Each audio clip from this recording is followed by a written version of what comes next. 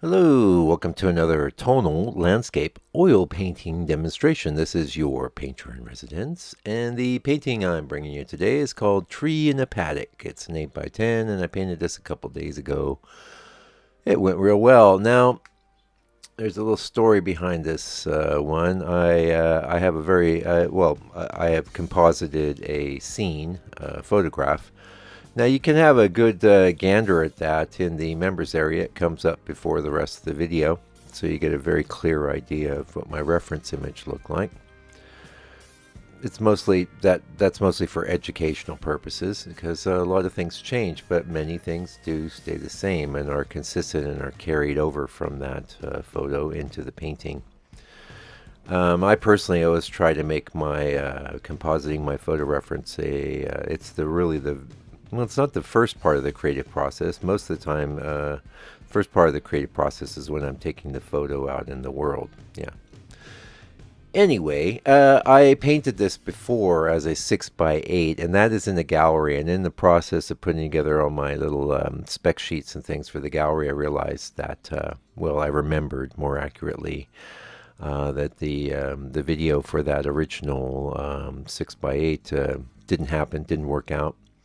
And not only that, I didn't even have a good clean image of the painting. And funny enough, I'd had the reference image in my to paint folder because I wanted to have another crack at it bigger. And so that's what we're doing. We went 6 by 8, now we're 8 by 10, and I'm real happy with the way this painting came out. And I have to say, 8 by 10 can be a frustrating proportion horizontally. Vertically, it almost always works. And in fact, the reason that you'll see all those ready-made frames sized 8 by 10 is because it's an ideal proportion for portraits, pictures of people, head and shoulders, that kind of thing. It works very well as a vertical, but I have to be honest, which I always am, you can make it work as a horizontal. I had a lot of struggles. If you want to tune into some of that, you could go to my website, go to the blog section, say the 2012-13 blog, you'll see. At that point in time, I thought I was a bit economically depressed here in Whangarei, New Zealand, and I was thinking, oh, well, I'll just paint 5 by 7s and 8 by 10s. That's all I'm going to paint.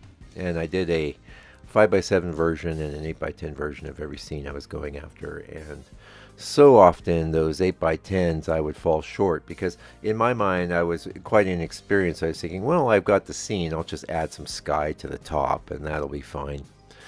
But that isn't fine. It doesn't work very well. In fact, one of the most critical and key aspects of your painting is the distance between from your trees to the edges. Okay. And that was something I definitely tweaked here. Now, for those of you that are interested, I'm painting on hardboard. It's been coated with 2 coats of house paint tinted to a lovely color called soil, which is kind of a raw umber. Maybe not tilted as much towards the green side as raw umber can be, but fairly neutral and really wonderful. I don't think I'll be painting on raw hardboard again, although you can see I have been on the channel for a long time painting on hardboard, and that color is essentially a color I like to paint on, but I feel it contains a bit too much saturation for what I want peeking around these days. So this is a slightly more neutral approach, and that ground color is really so critical. And if you know, while you're watching this painting, if you pay attention when I'm doing the grasses, you can see how much of it I just left there.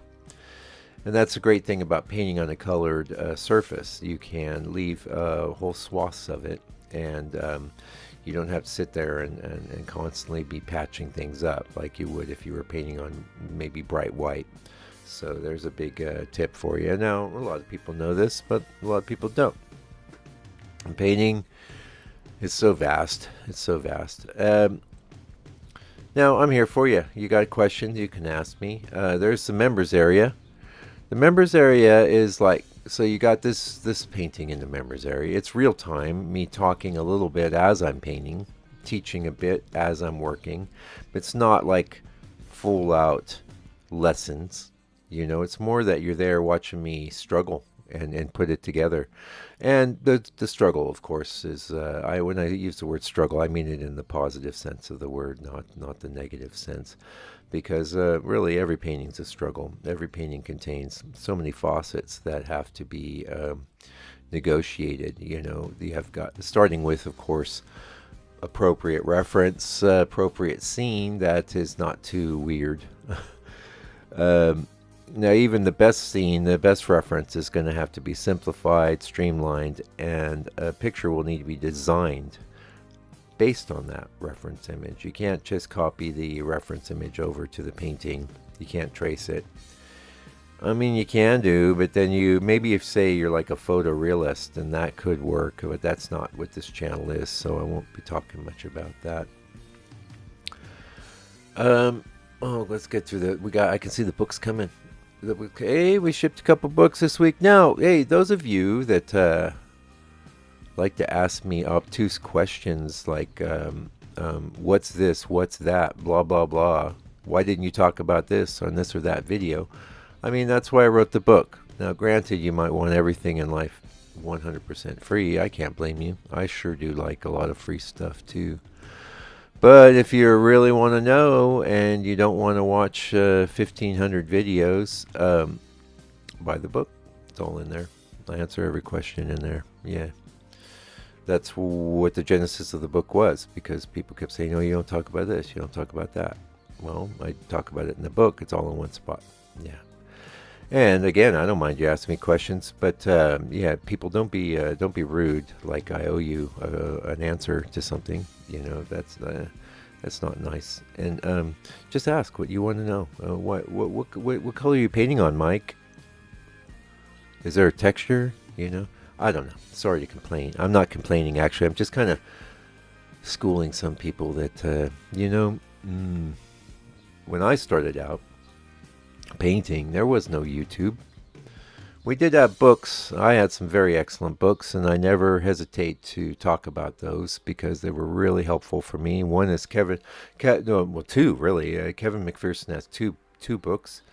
One's landscape painting inside and out. Now his approach is impressionist, but he'll teach us some good approaches to painting. He really helped me out, and the way he helped me out was with a very limited palette. That's how he paints, and that's how he teaches, and that's really what I like to start people out when they're just starting out. But I'm not your best painter slash teacher for the remedial folks, But that said, I can help anyone, especially if it's person to person, face to face. Now, the other guy I got a lot from was old Bob Rohm. That's Rohm. I highly recommend his book, even more so than Kevin McPherson, because I liked it better. That's what I'm going to say. I like the paintings from both gentlemen. I would say I probably prefer Bob Rohm's. But I really loved Bob Rohm's book. And then Bob Rohm had some DVDs, getting around to my point. And I spent, I don't know, $100 on the Bob Rohm DVDs, and I got so much from it. In essence, wouldn't be much different than some of the tutorials I put up here on the old YouTube for absolutely nothing, That's the way things go these days. In the YouTubes, you've got anything you want to learn about. You can type it into YouTube and you're off to the races. But you really should have an appreciation of the fact it hasn't always been that way, and it may not always be that. We don't know. I do know information likes to be free, and for my part, I started the channel just wanting to share. It's called tonalism, but you're hearing me struggle at the beginning of the videos now because I say tonal landscape oil painting demonstration, because the little transcriber in the YouTube algorithm doesn't understand the word tonalist. It probably won't translate that right, but it does know tonalism, but not tonalist. So whatever. Hey, I get your act together. Let's talk a little about the tree portrait. Now that's what this is, tree portrait. And one of the rules I'm not really breaking it because it's a portrait, but one of the things you'll hear from a lot of artists and teachers is don't center your subject, and that's true. You shouldn't. unless it's a portrait, and then it makes a lot of sense. It doesn't make sense with this sort of painting to move the tree more to one side or the next. It doesn't work. Believe me, I've tried it. What is a really good wrinkle in this painting is the path. The path is excellent because it brings us up into the tree. And one of the things I sort of messed around with was like how much path to how much sky. And I think I really got a nice distribution there. It's nearly a third of each. Well, yeah, the sky is almost taking up half, but with the tree in the middle there, it's a real good distribution, and that is the sort of thing as you are painting. You know, the real question that no one asked me is, Mike, how do I know how much path, how much tree, how much sky? No one's ever asked me that. I know they don't maybe even think in that way, but I think that way because I've got to the answers of those questions through a process of trial and error. I wish that maybe if I was, smarter or more talented, it wouldn't have been so much trial and error. But I honestly don't know any other way because there's, like I was saying earlier, there's so many different aspects to landscape painting that you have to get right. Composition, color, value, subject, brush handling. And brush handling, and contained in that idea, of course, is you're going to leave your strokes, you're going to leave it expressive. Does it show us enough for us to fill in the blanks? That's where I leave it. And this painting in real time, it took about 3 hours or so. And then, it's also members area. You got the color mixing session, which I break down. Basically, I don't necessarily, while I'm painting, talk about everything I'm doing with color, but I do lay a lot of stuff out. I think the best way to have the members area involved with your life as a painter is not as some young painter wishing to, have everything laid out for him. It's more that you've got a bit of experience, let's say intermediate. And what I recommend is just have me on in the background doing my thing as you're going after, mostly I'd recommend another painting altogether in your studio. And it's kind of like we'd be studio mates, right? We'd be hanging out together. You'll hear me talking, you look over and see me painting, and you'll get and glean insights. And here's the thing, everyone wants everything all laid out and made easy, rolled out like a red carpet, but that's not how life works, and nothing that is truly valuable really ever comes to you that way. Things that are valuable, you have to work for, you have to care about. They have to be impregnated with feeling, It's not enough to just want something, you've got to really want it.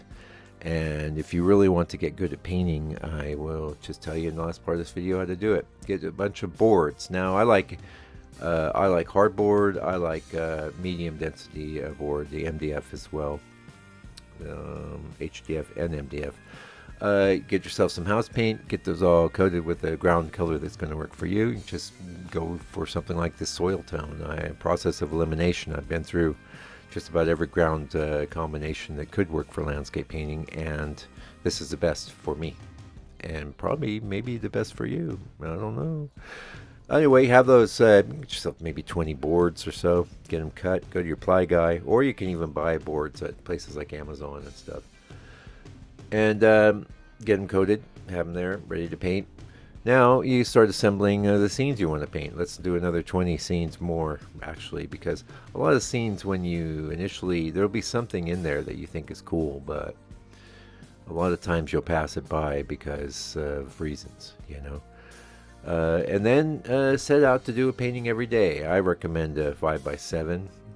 I'm to the point now where I can paint a larger painting, and it doesn't necessarily take me more time than a smaller one, but that's because of my mentation. That's because of my approach. That's because I don't want it to take longer. So attitude is everything. Anyway, paint a painting every day. 360 paintings in a year. 365. I'll give you 5 days off. you're going to be pretty amazing at the end of the year. You'll certainly be better than you were at the beginning. Anyway, until they come back with another video for your edification and enjoyment, do me a favor, do me a solid. Take good care of yourself, your family, all your loved ones. Stay out of trouble. God bless you and your family. And please, bite the power.